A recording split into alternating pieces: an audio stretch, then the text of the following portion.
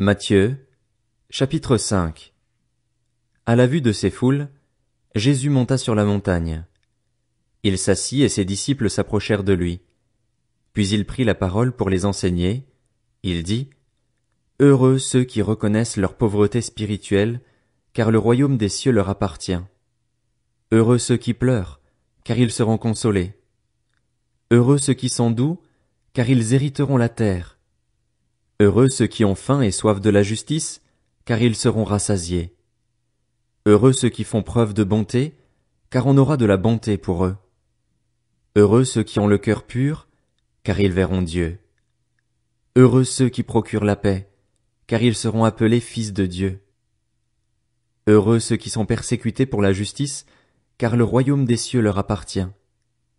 Heureux serez-vous lorsqu'on vous insultera, qu'on vous persécutera et qu'on dira faussement de vous toutes sortes de mal à cause de moi. Réjouissez-vous et soyez dans l'allégresse, parce que votre récompense sera grande au ciel. En effet, c'est ainsi qu'on a persécuté les prophètes qui vous ont précédés.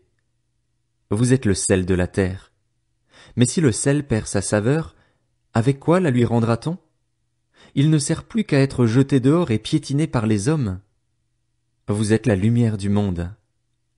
Une ville située sur une montagne ne peut pas être cachée, et on n'allume pas non plus une lampe pour la mettre sous un seau, mais on la met sur son support et elle éclaire tous ceux qui sont dans la maison.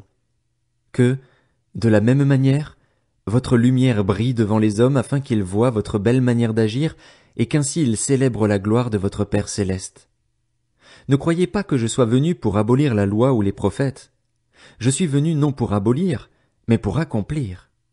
En effet, je vous le dis en vérité, tant que le ciel et la terre n'auront pas disparu, pas une seule lettre ni un seul trait de lettre ne disparaîtra de la loi avant que tout ne soit arrivé.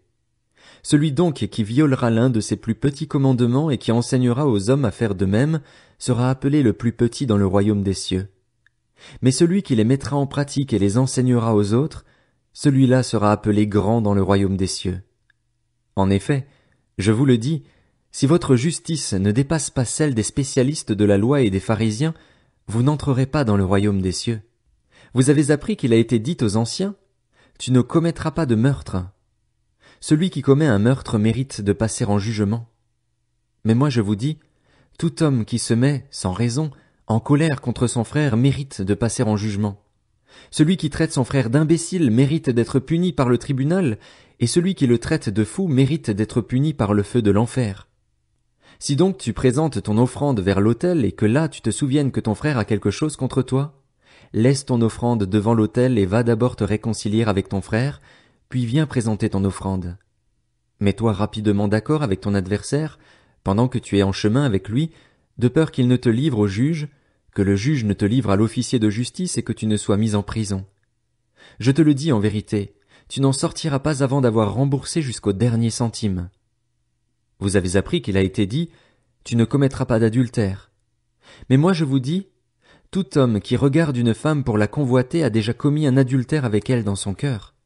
Si ton œil droit te pousse à mal agir, arrache-le et jette-le loin de toi, car il vaut mieux pour toi subir la perte d'un seul de tes membres que de voir ton corps entier jeté en enfer.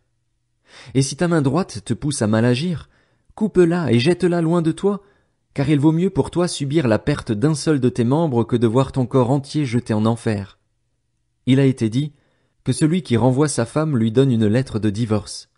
Mais moi, je vous dis, celui qui renvoie sa femme, sauf pour cause d'infidélité, l'expose à devenir adultère, et celui qui épouse une femme divorcée commet un adultère. Vous avez encore appris qu'il a été dit aux anciens, « Tu ne violeras pas ton serment, mais tu accompliras ce que tu as promis au Seigneur. » Mais moi je vous dis de ne pas jurer du tout, ni par le ciel, parce que c'est le trône de Dieu, ni par la terre, parce que c'est son marchepied, ni par Jérusalem, parce que c'est la ville du grand roi.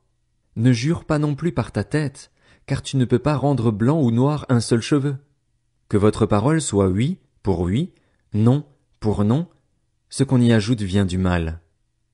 Vous avez appris qu'il a été dit, œil pour œil et dent pour dent. Mais moi je vous dis de ne pas résister aux méchants.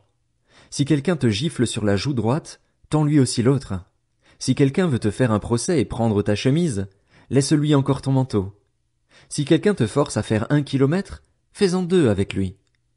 Donne à celui qui t'adresse une demande et ne te détourne pas de celui qui veut te faire un emprunt. Vous avez appris qu'il a été dit, tu aimeras ton prochain et tu détesteras ton ennemi.